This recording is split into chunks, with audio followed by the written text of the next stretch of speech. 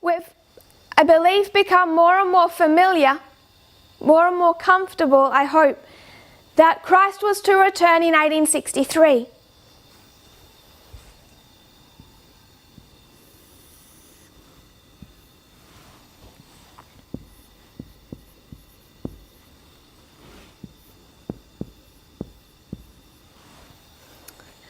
So we have to start considering that if Christ was to come back in 1863,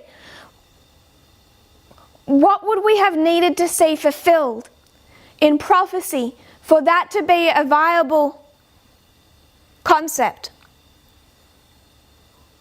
To do that, I want us to actually look at the Great Controversy. The Great Controversy, and we're going to begin in 440.2.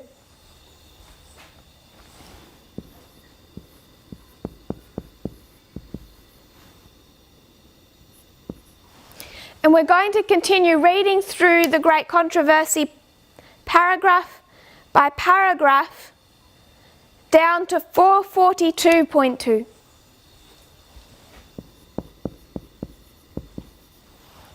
For 440.2 to 442.2. And I will skip some small parts so that we can try and keep our flow of thought. She's been speaking about Revelation 17. This beast rising up out of the earth. And she says, what nation of the New World was in 1798 rising into power, giving promise of strength and greatness and attracting the attention of the world? The application of the symbol admits of no question. One nation and only one meets the specifications of this prophecy. It points unmistakably to the United States of America.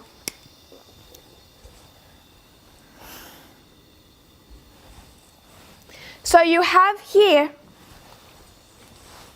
try and do this more neatly.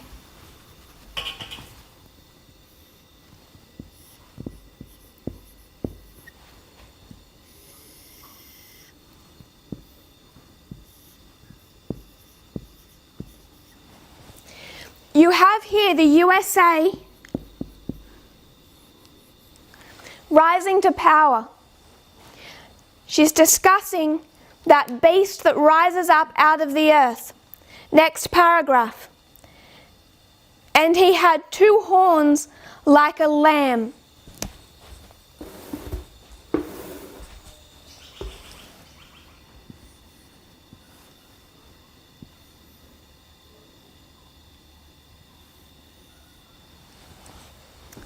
So this beast has two horns like a lamb. These horns indicate its youth, its innocence, and its gentleness, fitly representing the character of the United States. So what do these horns represent?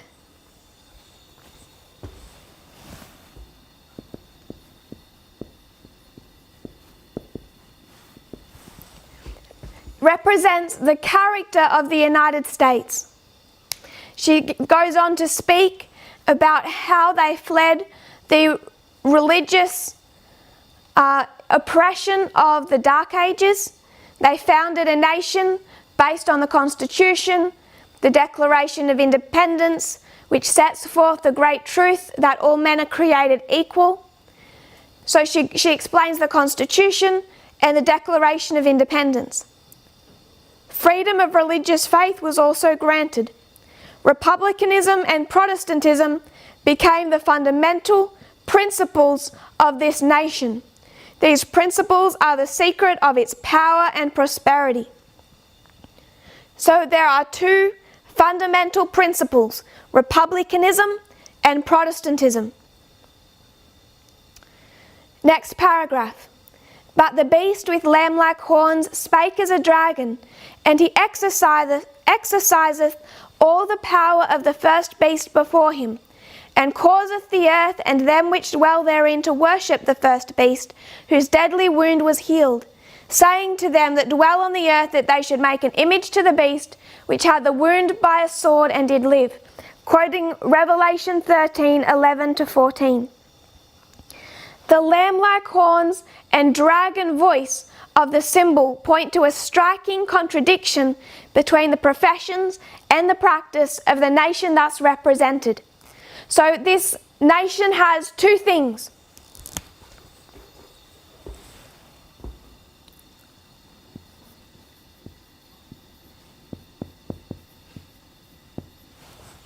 It has lamb horns.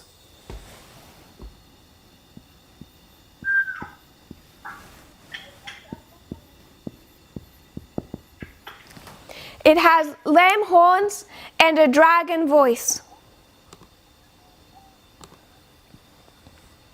The lamb-like horns and the dragon voice of the symbol point to a striking contradiction between the professions and the practice of the nation thus represented. So these two things, the horns of a lamb and the voice of a dragon, point to there being a contradiction. A contradiction between what things? Its profession and its practice. So which one represents its profession?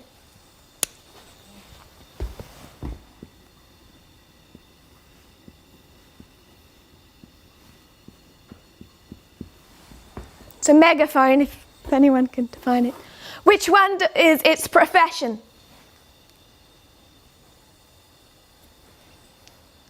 People are quiet in the chat today. It's lost. It's voice. Lamb. If we can comment in the chat, if we could. The profession? You have two things. You have the horns of a lamb and the voice of a dragon. Then you have two other things being compared to them. Its profession and its practice. What is the profession associated with, and what is the practice associated with? Sister Justina, Lucas family, Sister Kathy, all say that it's the lamb. Oh, I misunderstood Sister Justina, sorry. What does the United States profess? What does it mean to profess something? Constitution.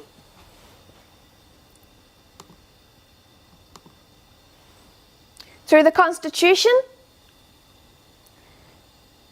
Practice is voice, to call itself something, profess what you believe in. You say you believe it. So I want to suggest the following.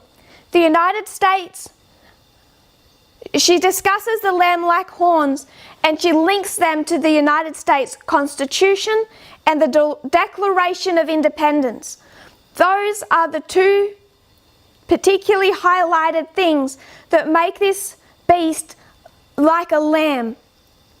This is what the United States professes to be. The Constitution is the profession of the United States. It's professing this Constitution is what we stand for. So I can say that I profess that all men are created equal. That's what I profess, and that looks lamb-like. Sister Josephine says the lamb is profession. I agree with that. That's, I think, the point I'm trying to make. The lamb-like horns, this Constitution, the Declaration of Independence, this is the profession of the United States. What it's saying that it believes in.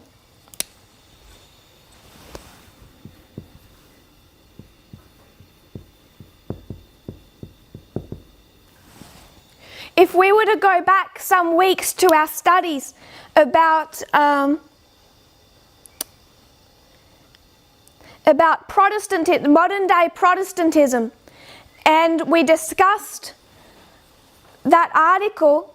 It was an article, I think, from Adelaide. It was an Australian newspaper that spoke about how Protestant churches in America today are trying to return to the model of the papacy in the history of the 𝗃𝗲𝗁𝗲𝗃𝗱𝗲𝗿𝗁𝗃, and they make that point very clear. So that Protestantism today, when we go back, if we can all please remain muted, it would just help us keep focus. If we can go back to those studies and see that that those people that we listed, we discussed Donald Trump, but his administration, the people that he's appointed to lead those 7 mountains of social society, what constructs a society, what do those people profess to believe in? They all stand up and profess to believe in the Constitution. They profess to believe in freedom. They profess to believe in freedom of speech. They profess to believe in the separation of church and state. But what's the problem with their profession? There's a discrepancy between their profession and their practice. So they might profess to believe in the Constitution, to believe in freedom of religion and religious worship, but what do they practice? This represents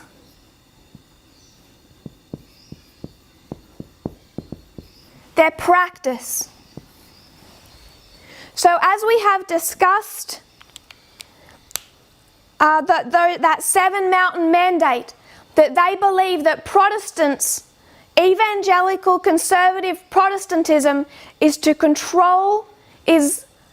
required by God to control the 7 mountains of influence, which include education, the courts, the US government, media, all of those things. As they say that it's Protestants who are commanded by God to command those things, they also say that they uphold the US Constitution, which says there can be no religious test for public office, which says separation of church and state. So they profess faith in the Constitution. They profess that they have these 2 horns, but in practice, what's their problem? In practice, they speak as a dragon. Is everyone okay with that?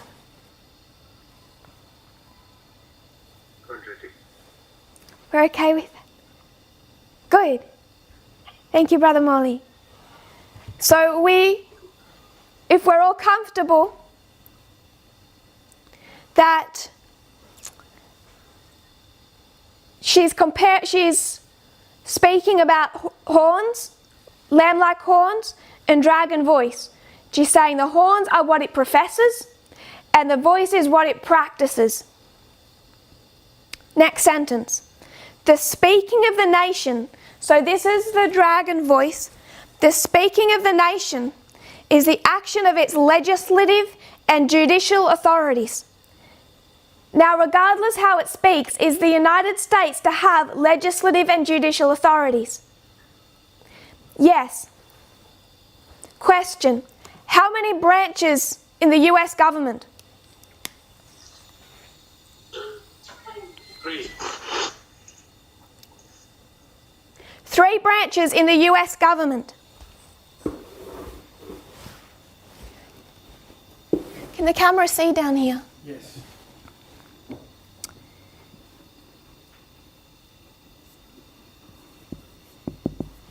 Legislative, judicial, and executive. If we can have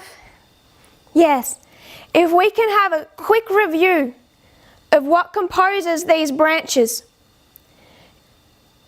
If we were to consider this legislative branch, just to keep it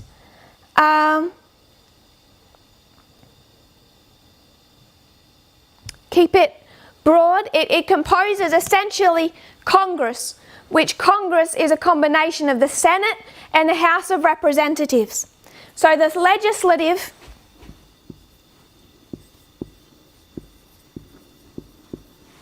we'll just put Congress.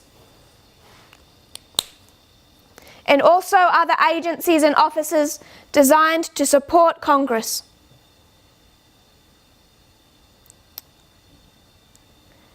The legislative, then the judicial. The judicial branch is composed, as you would expect, this is the judges. So at the highest level, it's the Supreme Court.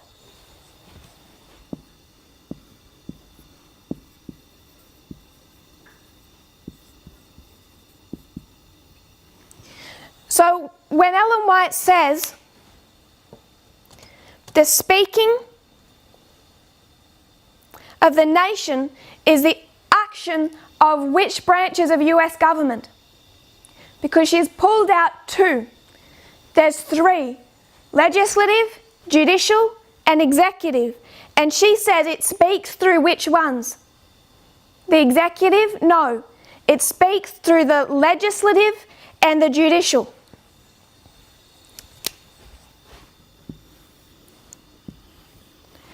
Congress is the branch that writes, drafts laws. The judicial is the branch that interprets those laws and rules on those laws. So this is all about law. She leaves out the executive branch. So I want us to start to consider 2014. 2014 was a Sunday law, yes? And what problem do people have with 2014? What they're going to do is go back to that year and say, yes, but what did Obama do? Maybe it was his Affordable Care Act. Maybe it was something to do with the healthcare system. But where is all of their attention? It's essentially on the executive branch. But when the nation speaks as a dragon, where is it going to speak through? The legislative and the judicial. So if we want to understand 2014, we'll look back and see the steps the legislative branch took and the judicial branch took. And it should be easy for us to see that a Sunday law can occur while you have someone like Obama in the White House. Because if you just focus on what Obama was doing, the problem you're going to have is when Ellen White says this dragon speaks, it's not speaking through the executive, speaking through these two. So we'll remember, what did Mitch McConnell begin to do in 2014 to the judicial branch? Block Obama, the executive, from appointing judges. What did Steve Bannon and Jeff Sessions and Stephen Miller begin to do in 2014? Began to wipe out all the centrist Republicans, purge them from the Republican Party, turn it into a church-state extremist movement. So you had a massive turning point in 2014 in both the legislative and the judicial branches of the US government.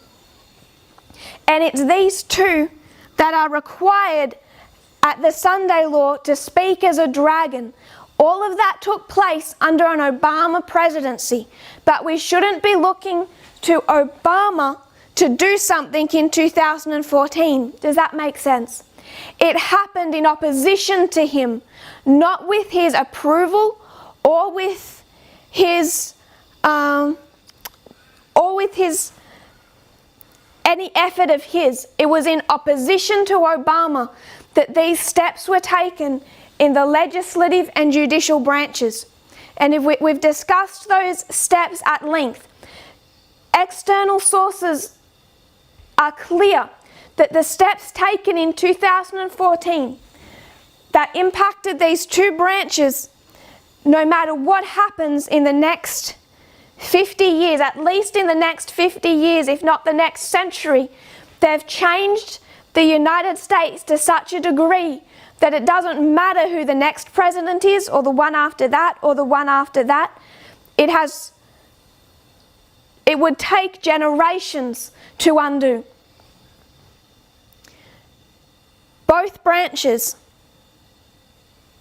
changing course in 2014. So how does the executive branch relate to these two?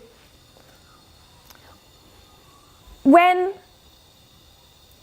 those three men start to purge the Republican Party of centrists, turn it into this Christian right extremist movement, when you have those Obama blocked from appointing judges, not just to the Supreme Court, but all the, I think there's 9 lower circuit courts, what are they setting that up for?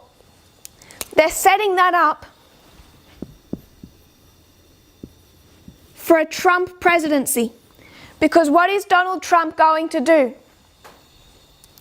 He's going to complete that purge of the Republican Party, complete the work, bring the work to a completion that those 3 men designed, and he's going to fill the judicial branch with 7 mandate believing judges, if I can put it that way. Place people in that branch who believe in the 7 mandate theology. So the executive branch does impact these 2 branches, which is why you would expect to see this become a form of dictatorship.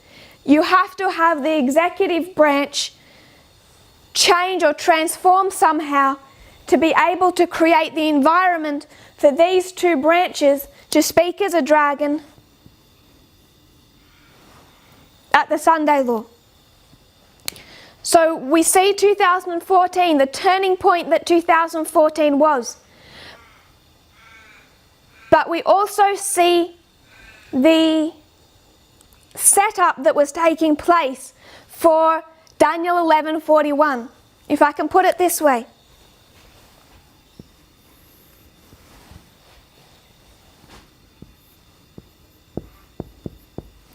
(2014) was a Sunday law for the priests. 2019 is Sunday law for the Levites. 2021, Sunday law for the Nethinims.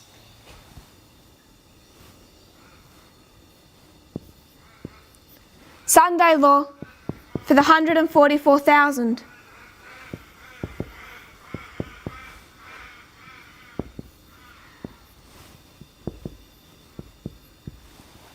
So you have priests, Levites, and Nethinims. So you have this progression. And what is happening is this.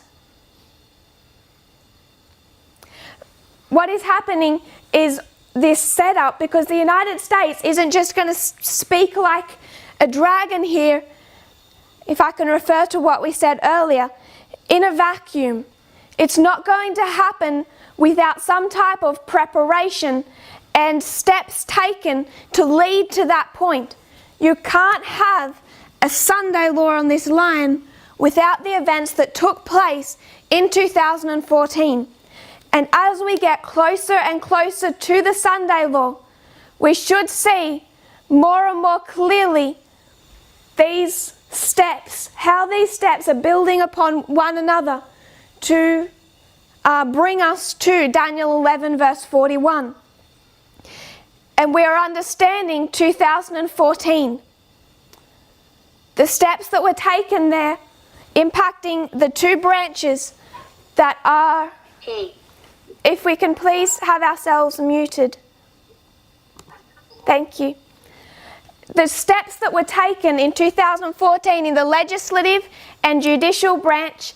There's a young fellow on a phone who is continuing to unmute. If we can please remain muted. Thank you.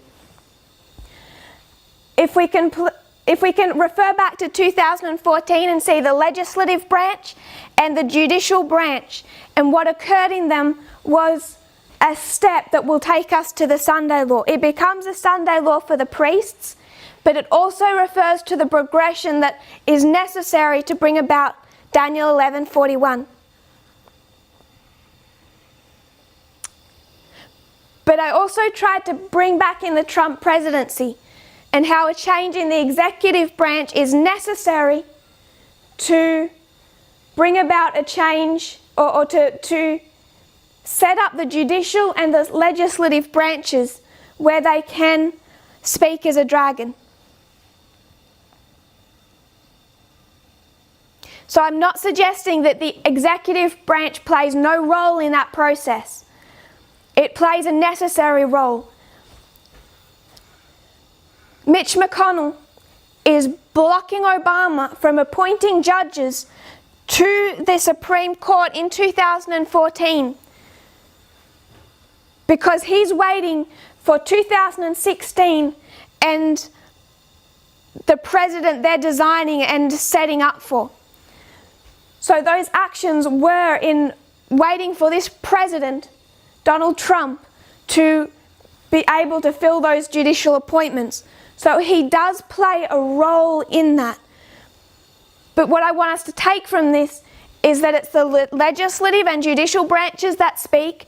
They speak through law, and that it is possible to have them speak through law regardless of who is President of the United States.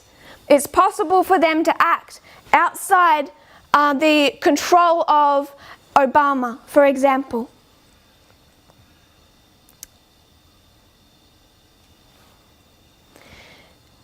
Next sentence. By such action, it will give the lie to those liberal and peaceful principles which it has put forth as the foundation of its policy. The prediction that it will speak as a dragon and exercise all the power of the first beast plainly foretells a development of the spirit of intolerance and persecution. So you have, when this speaking illustrates that when it professes to be lamb-like, that is in fact a lie. It gives to the lie those liberal and peaceful principles which it has professed to be the foundation of its policy. The prediction that it will speak as a dragon and exercise all the power of the first beast plainly foretells a development of the spirit of intolerance and persecution. So this is going to occur not as a one-off event, but through a development of this spirit. It's a process. Such action would be directly contrary to the principles of this government, to the genius of its free institutions, to the direct and solemn avowals of the Declaration of Independence and to the Constitution. So it professes this, but it lies because it practices this. The founders of the nation wisely sought to guard against the employment of secular power on the part of the church, to separate church and state. Only in flagrant violation of these safeguards to the nation's liberty can any religious observance be enforced by civil authority. But the inconsistency of such action is no greater than is represented in the symbol. It is the beast with lamb-like horns in profession, pure, gentle, harmless, that speaks as a dragon. So I want us to spend some time, particularly on that last sentence. Last two sentences, beginning with but the inconsistency. So when we come to the Sunday law, the US government is going to speak like a dragon in practice, but what is it going to profess? It's going to be professed to be lamb-like, and it does that through its horns. If we can go through this sentence a little slower. The inconsistency of such action, the inconsistency of a Sunday law, of speaking like a dragon, is no greater than is represented in the symbol, or by this parable, if I can put it that way. This parable of a lamb speaking like a dragon shows a great inconsistency, and the application of that is no less inconsistent. That the United States, this lamb-like beast that professes this, is at the same time it's lamb-like, speaking as a dragon. It is the beast with lamb-like horns that speaks as a dragon. So my question is, what does the beast have when it is speaking as a dragon? If people can answer in writing in the chat.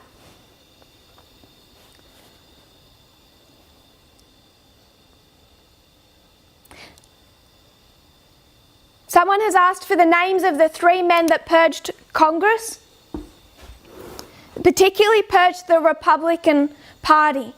But that is Jeff Sessions, Stephen Miller. He's really worth researching.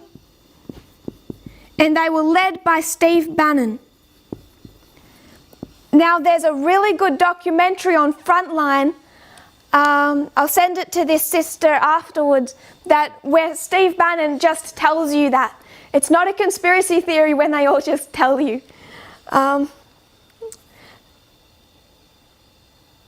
Sister Justina says, beast has lamb-like horns as it speaks as a dragon. So what does the beast have as it's speaking? Lamb-like horns. And what's the problem with what we say about the horns?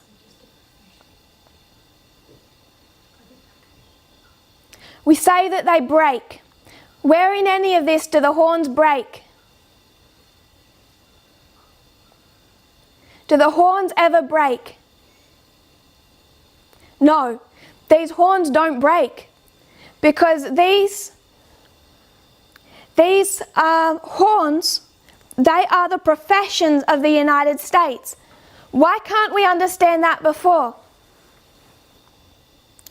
Because we're trying to understand the United States as a dictatorship. And when we have a simple view of what a modern dictatorship looks like, and we're taking that from an old dictatorship, what do we expect to happen at the Sunday law? Old view. Old view is there's going to be this president come, it's a dictator, he's going to take everyone's guns away, disarm the population, and then he's going to abolish elections, he's going to rule for life, he's going to cut apart the Constitution, throw it away, throw away the Bill of Rights, throw away the Declaration of Independence. That's the old view we would have for an American dictatorship. And God has had to lead us on this path of seeing dictatorship looks different in our time than it did in their time. Just as we see that this, thank you, Brother Esteban has posted the link to the documentary I was speaking about in the chat box. I can't open that to see if that's the correct one, but I trust him. Zero tolerance, that's the one. So, we have this old idea about what World War III would look like. We were expecting nuclear weapons, Russian troops on American soil, and we've had to let that go and increasingly understand the message both becoming more simple and also more complex at the same time, that World War III looks different in our time than World War I and World War II. We look at what is happening in the United States today and see that our old view of a dictatorship in the US is inconsistent with what we are taught and what we are seeing.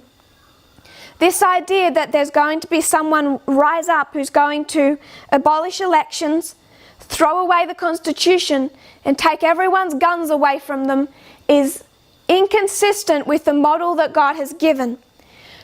When we find in inspiration, Ellen White, or even back in Revelation itself, we never see these horns broken, because the United States never stops professing to uphold the Constitution. It never stops professing to be a republic. If it stopped professing and then it spoke like a dragon, would there be any inconsistency? No, the inconsistency is that it is speaking like a dragon, at the same time it's professing to be a republic, a democracy.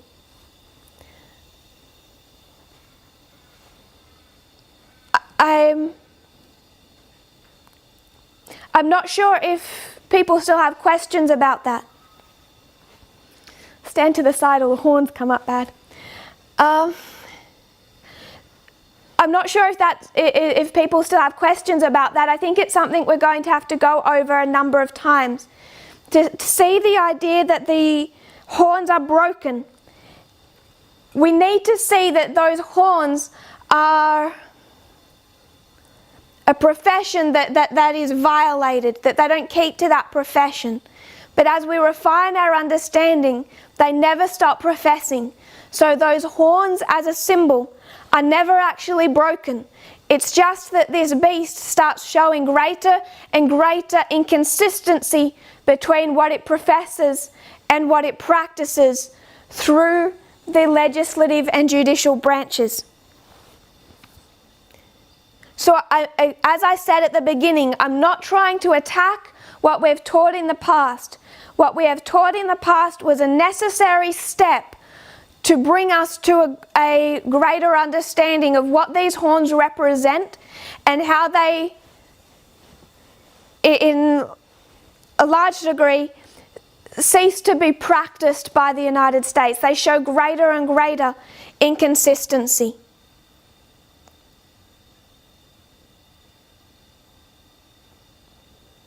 Through the development of the spirit of intolerance and persecution. So there's just a couple of things I want us to take from today before we go into next week.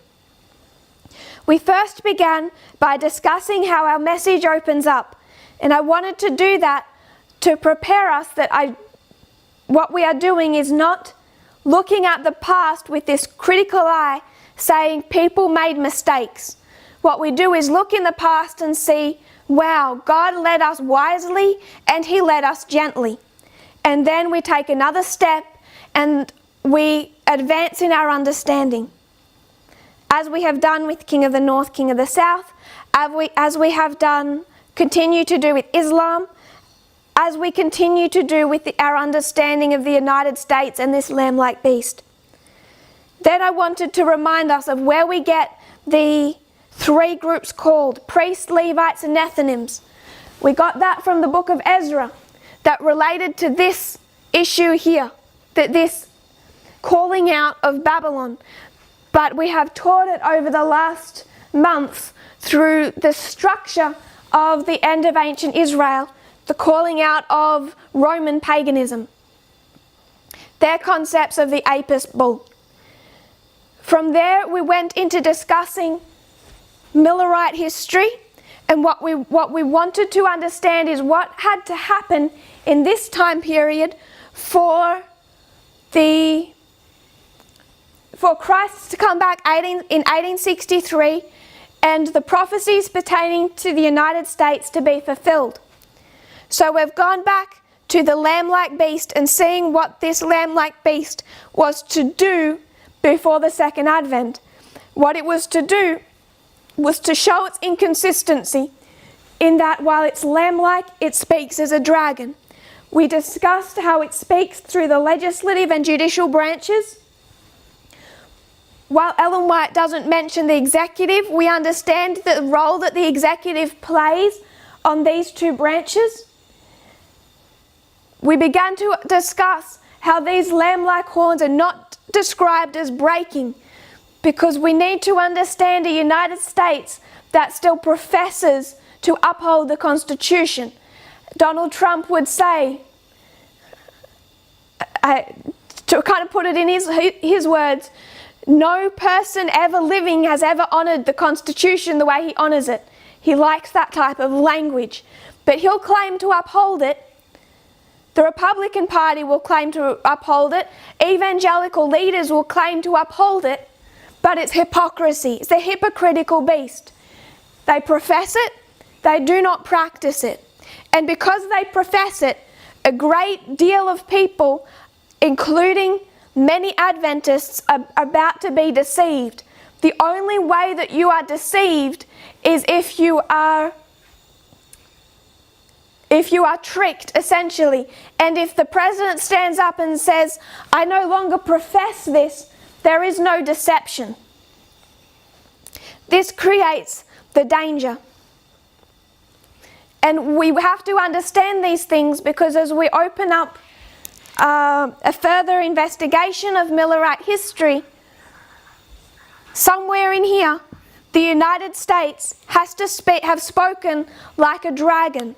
There had to be a growth in the spirit of intolerance and persecution that led to the point where the United States was going to speak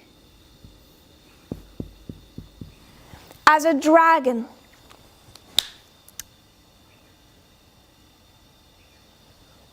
So as we open up that history, we want to look at the external events that led to that point and were that point. So we're going to have just a short question and answer now, but I'll close in prayer. So the video can be cut here, but the Q&A will also be uploaded. So if you will kneel with me, I know that we've covered a few different subjects. We will review them. We will particularly know how to review them as people ask their questions. So questions are a very helpful process in this investigation of this history. So please feel comfortable to speak. But we'll first close in prayer. Dear Father in heaven, thank you, Lord, for our blessings. Thank you for your goodness and your wisdom, that you have led us so gently. We see that external events as well as internal events are opening up in much clearer detail.